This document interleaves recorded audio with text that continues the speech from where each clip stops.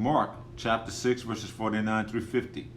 But when they saw him walking upon the sea, they supposed they had seen a spirit. They all cried out, and they all saw him and were troubled. And immediately he talked with them and said unto them, Be of good cheer, it is I, be not afraid.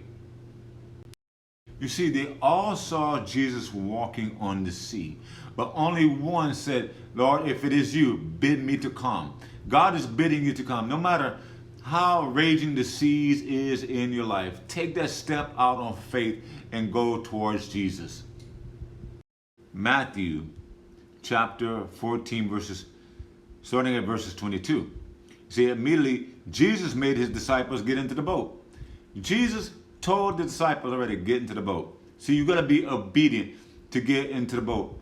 You know, though it might be a storm, still be obedient to God. He will see you through the storm. See, and the boat was a great ways off from the land. So there was a great ways off from where Jesus was. So you think Jesus can't get to you? He can. No matter how far away you get from God, he's going to get to you. Because Jesus came walking on the water to his disciples. He'll come walk on water to you. He'll come to you in your storm. And all Jesus says, take courage. Don't be afraid. Don't fear. Get your eyes off the storm. You know, that's one thing that's going to stop you from fearing, is get your eyes off the situation. And Peter replied, he said, Lord, if it is you, tell me to come into the water. Peter said, tell me to come to where you're at. Sometimes we need to get to where God is at. You know, hey, tell me to come on the water, to get out of this boat, to get out of this situation. And Jesus said, come. Jesus said, come on, get out of that boat, Peter. Get out of that situation.